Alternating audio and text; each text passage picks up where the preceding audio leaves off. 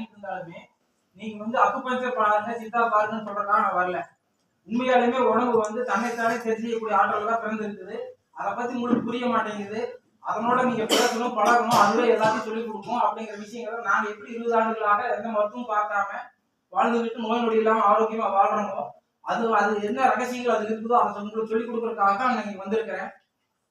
பொதுவா வந்து உடலை பத்தி தெரிஞ்சுக்கணும் அப்படின்னா நிறைய படிக்கணுங்கிறதெல்லாம் அவசியம் இல்லை. ஒரு உருவாக்கம் என்ன தத்துவத்துல வேலை செய்யுதுங்கிற அந்த தத்துவத்தை நீங்க புரிஞ்சுக்கிட்டீங்கன்னா அந்த தத்துவத்துல இருந்து அது எப்படி வேலை செய்யுதுங்கிற ரகசியம் உங்களுக்கு தெரிஞ்சிடும். இன்னைக்கு காலகட்டத்தில் நோய் இல்லாத மனிதர்களே இல்லை அப்படிங்கிற சம்பவம் உருவாயிருச்சு. இன்னைக்கு சின்ன வயசு பசங்களுக்கு எல்லாம் ஹார்ட் அட்டாக் வருது, பக்கவாதம் வருது, நிறைய கொரோனா வருது, எல்லா நோய்களுக்கும் ஆளாகிறாங்க. இது எப்படி வருது, இது எதனால வருது அப்படிங்கிற விஷயம் நமக்கு தெரியுது இல்லை. இந்த அடிப்படை தத்துவம் எப்படி இருக்கு அப்படின்னா, இறைவன் ஒரு விஷயத்தை உருவாக்கும் போது அவனுடைய அடிப்படை தத்துவ ரகசியம் நமக்கு தெரிஞ்சிருக்கணும். இப்ப மனிதர்களை வந்து எல்லா உயிரினங்களையும் வந்து இறைவன் உருவாக்குனாரு, அதுக்கு ஒரு தத்துவம் இருக்கு. அதே போல தமிழை இறைவன் உருவாக்குனாரு, அதுக்கு ஒரு தத்துவம் இருக்கு. அது எதன் அடிப்படையிலன்னா, நமக்கு உடம்பு இருக்கு, உயிர் இருக்கு, மனம் இருக்கு. இந்த உடம்பையும் இந்த உயிரையும் கனெக்ட் பண்ற இடம் தான் மனம். இதே தத்துவம் பார்த்தீங்கன்னா அப்படியே தமிழ்லையும் இருக்கும். உயிரெழுத்துக்கள் இருக்கும், அது நம்மளோட உயிர். மெய்யெழுத்துக்கள் இருக்கு, அது நம்மளோட உடம்பு. உயிர் மெய் ரெண்டும் கலந்தது இருக்கு, அது நம்மளோட மனம். அப்ப நம்ம எப்படி இறைவன் உருவாக்கினாரோ அது போல தமிழையும் உருவாக்கி இருக்கிறார். இந்த தத்துவங்களை எல்லாம் நம்ம எப்படி புரிஞ்சுக்கிறோமோ அதன் அடிப்படையில் அந்த ரகசியங்கள் தெரிய வரும்.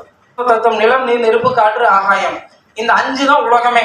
இந்த 5 எல்லாமே அடக்கும். அந்த 5 நம்ம உடம்பும் அடக்கும். அந்த தத்துவத்தின் அடிப்படையில் உடம்பு வேலை செய்யும். இது ஒண்ணு. இரண்டாவது கழிவு நீக்க தத்துவம். அந்த கழிவு நீக்க தத்துவம் எப்படி வேலை செய்யுது அப்படின்னா, ஒரு திருக்குறளை திருவள்ளுவர் சொல்லியிருப்பாரு, மருந்தென வேண்டாமாம் யாக்கைக்கு அருந்தியது அற்றது போற்றி உனின் அப்படின்னு சொல்லி. அப்ப மருந்துங்கிற ஒண்ணே தேவையில்லை, இன்புட்டு அவுட்புட்டு கரெக்டா பண்ணிட்டீங்கன்னா மருந்துங்கிற ஒண்ணு தேவையில்லைன்னு திருவள்ளுவர் சொல்லியிருக்காரு. ஆனா இத்தனை நோய்கள் இத்தனை மருந்தும் நம்ம சாப்பிடுறோம். அப்ப திருவள்ளுவர் வந்து சொன்னது பொய்யா அப்படின்னா, திருவள்ளுவர் சொன்ன பொய் கிடையாது, நமக்கு அது புரியல. இன்புட்டு அவுட்புட்டு கரெக்டா வச்சுட்டோம்னா எந்த நோயும் தாங்காதுங்கிற அதனோட ரகசியம். அது எப்படி அப்படிங்கிற ரகசியங்களை நான் உங்களுக்கு எவ்வளவு விரைவா சொல்ல முடியுமோ சொல்லணுங்கிறது மிக முக்கியமானது. எல்லா உயிரினங்களுமே கழிவு நீக்க தத்துவத்தின் அடிப்படையில் வேலை செய்யும். நம்ம ஒரு பொருள் செஞ்சாலும் அது கழிவு நீக்க தத்துவத்தின் அடிப்படையில் வேலை செய்யும். இப்போ பைக்கை ஓட்டோம்னா உள்ளே பெட்ரோல் ஊற்றுறோம், பின்னாடி புகை வரும். அந்த சைலன்சர் கரெக்டாக க்ளீன் பண்ணால் தான் வண்டி முன்னாடி மூவ் ஆகும். இல்லைன்னா அந்த காற்று ரிவர்ஸில் போக ஆரம்பிச்சதுன்னா இன்ஜின் பிஸ்டனுக்குள்ளெல்லாம் பூந்துடும். இதே சேம் ப்ராசஸ் நம்ம உடம்புலையும் இருக்குது. அது என்னென்னா காற்று கழிவு, திடக்கழிவு, திரவ கழிவு, வெப்பக்கழிவு, குளிர்ச்சி கழிவு, இந்த விஷயங்கள் மட்டும் நம்ம கரெக்டாக அதை ஹேண்டில் பண்ண தெரியும். உதாரணமாக உடம்புக்குள்ள வந்து ஒரு தூசி போகுது, மூக்குள்ள தூசி போகுது, அது தூசி உள்ள போகக்கூடாதுன்னு சொல்லி உடம்பு உடனே தும்மி வெளியே தள்ளுது. நம்ம என்ன நினைச்சுக்கிறோம், தும்மல் வந்து டிஸ்டர்பன்ஸா இருக்குன்னு சொல்லி போட்டு அதை மருந்து போட்டு அடைக்கிறோம். அப்போ உள்ள போன தூசி வெளியே தள்ள முடியாம உடம்பு அதுக்கு அடுத்த ஆப்ஷன் சூஸ் பண்ணுது. சளியை சுரந்து அந்த சளியை வந்து அந்த டஸ்ட்டை ஒட்டி சளி வழியா கொண்டு வர ட்ரை பண்ணுது. இப்போ நம்ம வந்து சளி வர்றது நமக்கு அசிங்கமா இருக்கு, அது இமீடியட்டா நம்ம ஏதாவது மருந்து போட்டு ஸ்டாப் பண்ண சொல்லி போட்டு நம்ம மருந்து போட்டு ஸ்டாப் பண்றோம். அப்போ சளியை வெளியே வர்றதையும் நம்ம ஸ்டாப் பண்ணிட்டோம். அதுக்கு அடுத்து உடம்பு மறுபடியும் இந்த சளி உள்ள இருந்தால் நமக்கு இடைஞ்சல் சொல்லிட்டு இருமல் வழியா வெளியே கொண்டு வந்தலாம் சொல்லி போட்டு இருமி வெளியே கொண்டு வர ட்ரை பண்ணுது. இருமல் ரொம்ப கஷ்டமா இருக்குன்னு சொல்லி போட்டு இருமலுக்கு ஒரு மருந்தை போட்டு நம்ம ரசாயன மருந்தை போட்டு அடக்கிறோம். இப்போ உடம்பு அதை உள்ள பார்க்குது, இது வந்து உள்ள இருக்கக்கூடாது, இப்படி இருந்தால் நமக்கு நோய் வந்துடும், இது இமீடியட்டா வெளியே தள்ளணும் அப்படின்னு சொல்லி அடுத்து இருமலுது. இந்த இருமல் வந்து வறட்டு இருமலா வருது. இப்போ வறட்டு இருமல் வரும்போது முன்னாடி நம்ம வறட்டு இருமல் இருமிட்டு இருந்தால் நமக்கு கஷ்டமா இருக்குன்னு சொல்லி போட்டு அதுக்கு ஒரு டேப்லெட்டை போடுறோம். இப்போ என்ன ஆகுது, உடம்பு வந்து இந்த இருமல் வழி எல்லா பக்கமே நம்ம அடைச்சதுனால அடுத்த ஆப்ஷன் சூஸ் பண்ணுது. அடுத்த ஆப்ஷன் என்ன, அதை ஹீட் பண்ணி சூடு பண்ணி அந்த சளியை வெளியே கொண்டு வரலாம் ஐடியா பண்ணுது. இப்போ ஹீட் பண்ணும்போது அது காய்ச்சலா மாறுது. இப்போ சளி இருந்துச்சு, சளிக்கு மருந்து கொடுத்ததுக்கு அப்புறம் இப்போ காய்ச்சல் வர ஆரம்பிச்சிருச்சு அப்படின்னு அடுத்து காய்ச்சலுக்கு நம்ம மருந்து எடுக்க ஆரம்பிக்கிறோம். காய்ச்சலா இருந்தது, அடுத்தது வந்து வைரஸ் காய்ச்சலா கன்வெர்ட் ஆகுது. ஏன் வைரஸ் காய்ச்சலா கன்வெர்ட் ஆகுது அப்படின்னா, கிருமி தத்துவத்தை நம்ம இங்க புரிஞ்சுக்கணும். ஒரு பொருள் வந்து எந்த ஒரு மைதா மாவு வச்சிருக்கிறோம், ஒரு கோதுமை மாவு வச்சிருக்கிறோம், ஃப்ரெஷ்ஷா இருக்கிற வரைக்கும் அதுல பூச்சி புழு பிடிக்காது. ஆனா எப்ப கெட்டு போகுதோ அதுல கிருமிகள் உருவாக ஆரம்பிச்சிடும், புழுக்கள் பிடிக்க ஆரம்பிச்சிடும். அதே சேம் ப்ராசஸ் தான் இங்க வந்து. நம்ம காய்ச்சல் வந்து சாதாரணமா இருக்கும் பொழுது சாதா காய்ச்சல் இருந்துச்சு, முதல் நாள் அது வந்து வைரஸ் காய்ச்சலா இருக்காது கண்டிப்பா. நீங்க அதை தடுக்க அது அடுத்த லெவலுக்கு மாற ஆரம்பிக்குது. இப்போ அது வைரஸ் காய்ச்சல் பிளட்ல செக் பண்ணி பார்த்துட்டு வைரஸ் காய்ச்சல் சொல்றாங்க. இப்ப திடீர்னு வைரஸ் காய்ச்சல் வந்துருச்சுன்னு சொல்றாங்க. திடீர்னு வைரஸ் காய்ச்சல் வெளியிருந்து வரல, ஒரு பொருள் உள்ளே வச்சு நீங்க கிடக்கிற அது அடுத்த ஸ்டேஜுக்கு நகர ஆரம்பிக்குது, புதுசா ஒன்றும் வராது. வைரஸ் காய்ச்சலை தடுக்கிறதுக்காக நாம ட்ரீட்மெண்ட் எடுக்கிறோம்.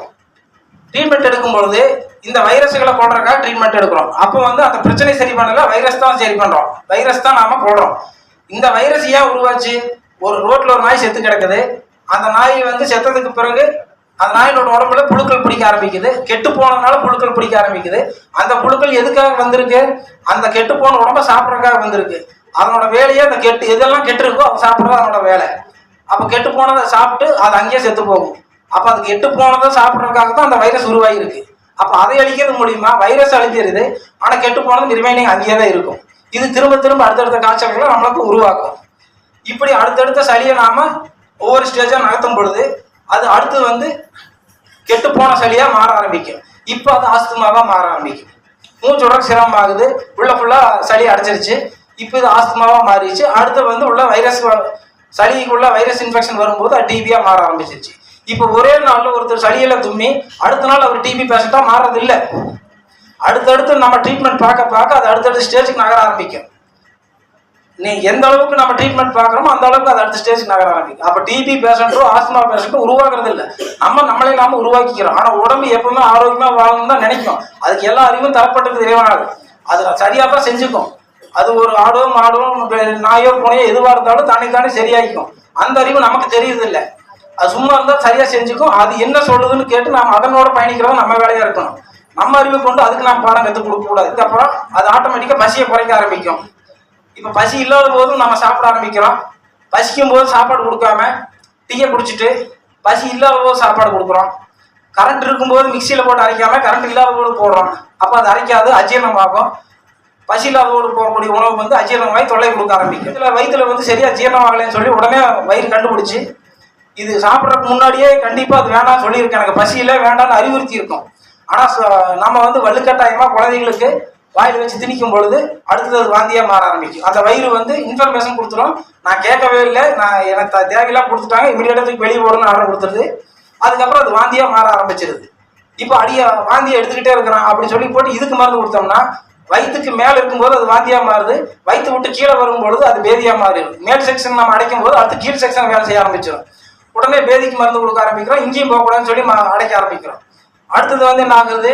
இது கீழே அடைத்ததுனால மலச்சிக்கலாக மாற ஆரம்பிக்குது. இப்ப மலச்சிக்கல் மாறினதுக்கு பிறகு உடல்ல வந்து அடுத்து இருக்கக்கூடிய ஒரே ஆப்ஷன் வந்து தோல் வழியா எடுக்கிறதுக்கு ட்ரை பண்ணும். எல்லா பக்கம் மூக்கு வாய் எல்லா பக்கம் நாம அடைச்சதுனால அதுக்கு அடுத்த ஆப்ஷன் வந்து தோல் வழியா வியர்வை வழியா அந்த உடம்புக்குள்ள இருக்கக்கூடிய கெட்டதெல்லாம் நம்ம வெளியே தள்ளியலாம்னு ட்ரை பண்ணோம்.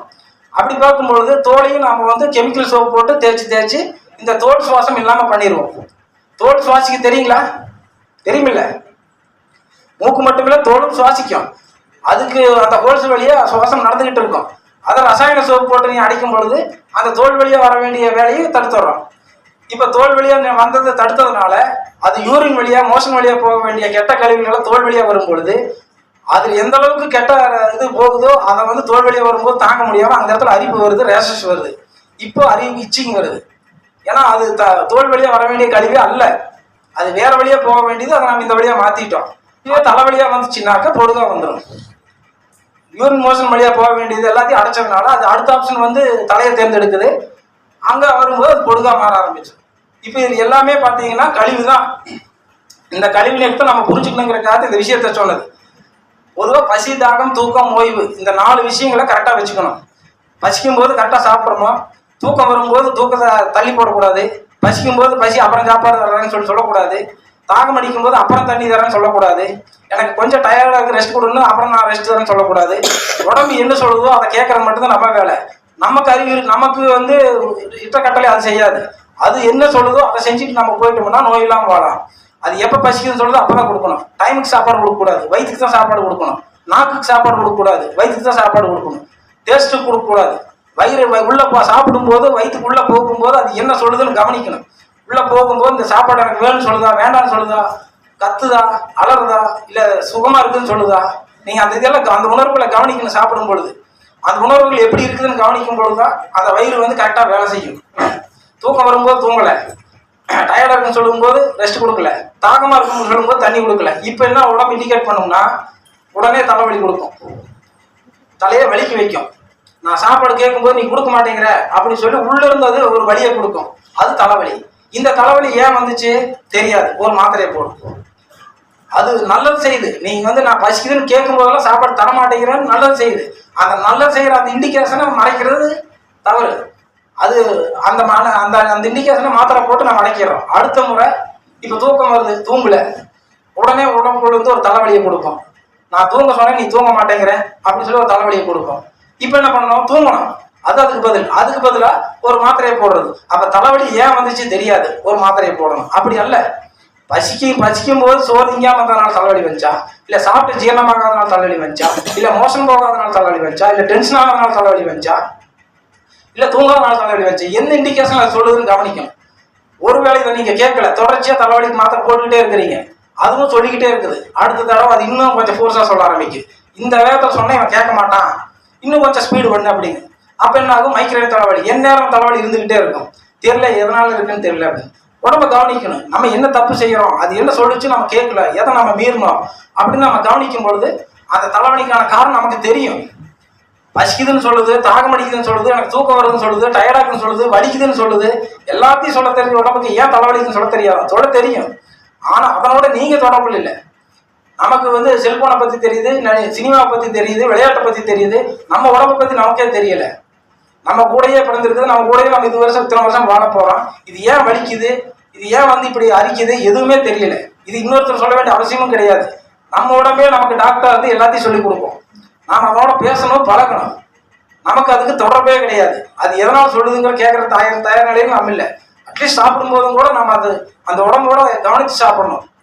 மூளையில கட்டி, கண்புற, ஆஸ்துமா, டிபி, கொலஸ்ட்ரால், அல்சரு, கர்ப்பப்பை கட்டி, சிறுநீரகங்கள் சுருக்கம், பித்தப்பை கட்டி, files, cancer, L4 L5 disk தேய்மானம், பக்கவாதம், இதய அடைப்பு, இவ்வளவு பிரச்சனை இருக்கு. இது எப்படி வந்துச்சு? ஒரே பதில், கழிவு தேங்கிருச்சு, அவ்வளவுதான். அதுக்கு பதில் எப்படி கழிவு தேங்கிருச்சு? மூளையில ஒரு கழிவு தேங்கிருச்சு, மூளையில கட்டி. கண்புற, கண்ணுல கழிவு தேங்கிருச்சு. அதுக்கு பேர் எப்படி வேணா வச்சுக்கிட்டே வரலாம், பதில் ஒண்ணுதான், கண்ணுல கழிவு தேங்கிருச்சு. அந்த கழிவு நீங்க ஏன் வெளியேற்றல? கண் புரை. ஆஸ்துமா, நுரையீரல சளி தேங்கிருச்சு. டிபி, சளி தேங்கி கிருமிகள் வந்துருச்சு. கொலஸ்ட்ரால், கொழுப்புங்கிற கழிவு தேங்கிருச்சு. அல்சர், உடம்புல அதிக சூட்டுனால அல்சர் வந்துருச்சு. கர்ப்பப்பை கட்டி, கழிவு தேங்கி கட்டியா மாறிடுச்சு. சிறுநீரகங்கள் சுருக்கம், அதீத சூட்டுனால வெளியே இருக்கக்கூடிய சூரியன் பட்ட உடனே எப்படி ஒரு பொருள் சுருங்குதோ அது மாதிரி அதிகமான சூட்டுனால சிறுநீரகங்களுடைய பார்த்து சுருங்கிருச்சு. அதான் சிறுநீரக சுருக்கம். பித்தப்பை கட்டி, கழிவு தேங்கிருச்சு, அதனால கட்டியா மாறிடுச்சு. பயிற்சி அதீத சூட்டுனால கழிவு தேங்கிருச்சு, அதனால அங்க கழிவு தேங்கிருச்சு. கேன்சர் பல வருஷங்களா இந்த கழிவு தேங்கி விஷமா மாறிடுச்சு, அதனால இது கேன்சர் கட்டி. அவ்வளவுதான். ஒரே பதில் தான், கழிவு தான். இந்த கழிவு எங்க தேங்குதோ அதுக்கு பேர் மாறிக்கிட்டே இருக்கும். ஆனா பதில் ஒண்ணுதான். நம்ம உடம்ப சுத்தமா வச்சிருக்கணும், மனசை சுத்தமா வச்சிருக்கணும். உடம்பு எப்படி சுத்தமா வச்சிருக்கீங்கன்னா, இந்த மாதிரி அந்த கழிவு எங்க போய் தேங்குதோ அதுக்கு ஒரு பேர் வைப்பாங்க. அந்த பேர் தான் அதுக்கான நோய்க்கான பேர். அது தேங்க விடாம இருக்கிறதுக்கான வழிகளை நம்ம முன்னோர்கள் எப்படி செஞ்சாங்க அப்படின்னா, கழிவு தேங்கிறதுக்கு ரெண்டு பதில் சொன்னோம். ஒன்னு சூடு, இன்னொன்னு காற்று. இந்த ரெண்டு தான் முக்கியமா இருக்கும். இப்ப நம்ம சொன்னதுல, இத்தனை நோய்கள் சொன்னதுல சூடு அல்லது காற்று, இந்த ரெண்டு தான் முக்கியமா இருக்கா? இதுக்கு நம்ம முன்னோர்கள் என்ன செஞ்சாங்க அப்படின்னு சொல்லி பார்த்துருவோம்.